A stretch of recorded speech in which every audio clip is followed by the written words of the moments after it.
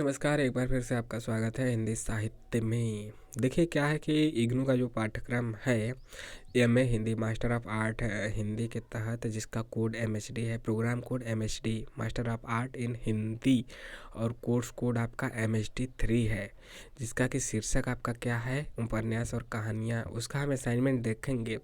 देखिए जुलाई 2023 में जिसने एडमिशन लिया था उसका जून 2024 में अभी पेपर होगा। उसको असाइनमेंट मार्च तक जमा करना है, 31 मार्च तक। तो वह ज़रूर देखें। ठीक है। जुलाई यहाँ पे आप सोचेंगे अरे सर जनवरी 2024 को लिखा है और जुलाई 2023 को लिखा है, तो ये असाइनमेंट दोनों के लिए एक ही होगा। तो जनवरी वाले अभी क्यों घबरा रहे हैं, अभी तो एडमिशन ले रहे हैं। तो इनका तो सितंबर में जमा करना है, तो वह बाद में देखेंगे। जुलाई 2023 वाले तुरंत देखें।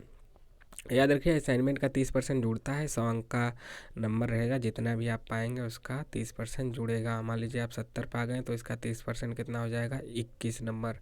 7×21, 0 0 कट जाएगा। 80 पा गए तो 80 का 30% कितना हो जाएगा, 30/100, 2 0 8 3 24, 24 जितना पाएंगे वह आपका जुड़ेगा, उसका 30%। और असाइनमेंट आउट जमा करना होता है असाइनमेंट के साथ। तो असाइनमेंट के साथ क्या क्या जमा होगा, यही क्वेश्चन पेपर असाइनमेंट का।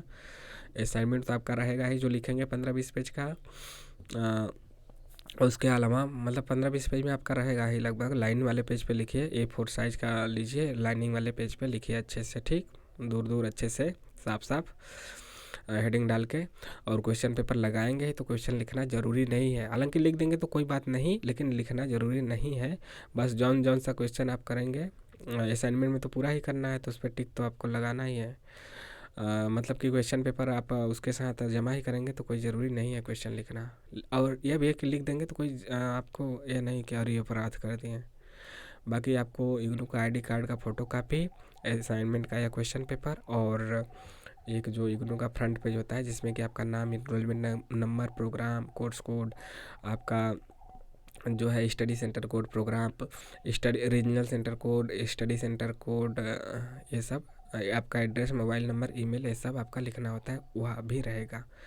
वह इसके साथ आप जमा कर देंगे, ठीक।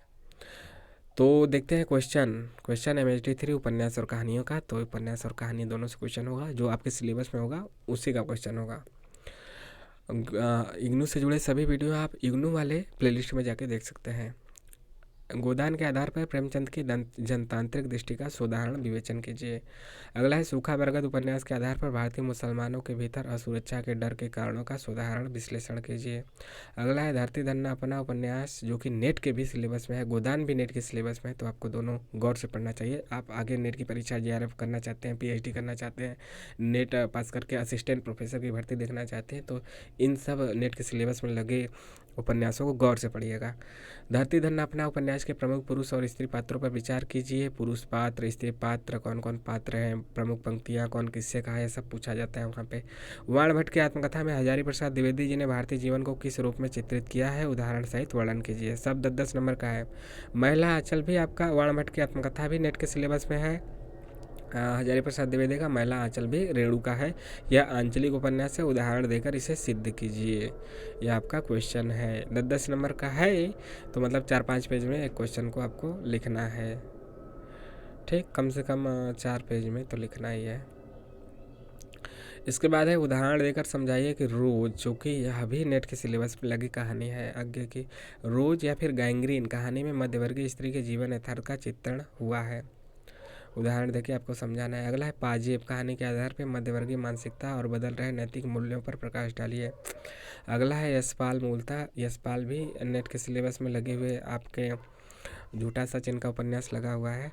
यशपाल मूलतः मध्यवर्गीय लेखक है। कुत्ते की पूंछ कहानी के आधार पर उदाहरण देकर स्पष्ट कीजिए। जो लेखक या फिर जो उनकी रचनाएं नेट के सिलेबस में, वो हमारे लिए महत्वपूर्ण हो जाता है। ठाकुर का कुआं कहानी के आधार पर अस्पृश्यता की समस्या का चित्रण कीजिए। क्वेश्चन 10 है, टिप्पणी लिखना है, क और ख है, इसलिए 5-5 नंबर का है। और 5-5 10 ही हो गया, 10 क्वेश्चन करना है, तो 10 में 100 हो गया। आपको यहाँ पे ऑप्शन नहीं दिया जा रहा है, किस यहाँ पे ऑप्शन नहीं दिया जा रहा है असाइनमेंट में, लेकिन जब आपका पेपर होगा वहाँ पे आपको ऑप्शन मिलेगा। मान लीजिए कि 20 क्वेश्चन है या 15 क्वेश्चन पूरा दे दिया, तो उसमें से आपको 10 ही करना है, इस प्रकार से। नहीं भी देता है तो भी कोई बात नहीं, तो भी आप तैयार होके जाएंगे। और हिंदी के विद्यार्थी हैं तो कुछ ना कुछ लिखेंगे ही, मतलब हर साल पैटर्न थोड़ा बहुत बदलता भी रहता है। कभी आपको हो सकता है कि 5 क्वेश्चन दे, उसमें से 3 ही करना हो, कभी हो सकता है कि 5 ही दे, 5 करना हो, तो आप इसके लिए भी तैयार रहें। निम्नलिखित में से टिप्पणी लिखिए, जयशंकर प्रसाद की राष्ट्रीय भावना पे और किसानों के प्रति प्रेमचंद की दृष्टि कैसी रही, इस पे भी आपको लिखना है। ठीक है, आपको यह असाइनमेंट कैसा लगा ज़रूर बताइए। यह जुलाई 2023 में जिन्होंने एडमिशन लिया है उनको मार्च 2024 तक असाइनमेंट जमा करना है अपने स्टडी सेंटर पे लिख के अच्छे से, और मार्च तक ही आपको online term and examination form भी भर देना है। वेबसाइट पे जाके एक पेपर का 200 रुपये लगेगा, आप 4 पेपर देना चाहेंगे तो 800 लगेगा। ठीक है, वहाँ पे भर दीजिए और जून में पेपर आपका शुरू हो जाएगा। 1 जून से ही पेपर शुरू हो जाता है आपका, जिस दिन पड़ जाए, शुरुआत में पड़ जाए, बीच में पड़ जाए, लास्ट में पड़ जाए, जब भी पड़ जाए तो जून में मान लीजिए कि शुरू हो जाएगा। तो आपके पास फरवरी ख़त्म है तो मार्च अप्रैल मई 3 महीने का समय है। इसी में असाइनमेंट भी लिखना है, पढ़ना भी है। तो आपको कैसा लगा ज़रूर बताइए, और चैनल को सब्सक्राइब नहीं किए हैं तो सब्सक्राइब भी कीजिए। और कमेंट में आप अपने सवाल जवाब पूछ सकते हैं कमेंट करके, और टेलीग्राम से भी जुड़ सकते हैं जिसका लिंक कमेंट बॉक्स में है। जय हिंद, जय भारत।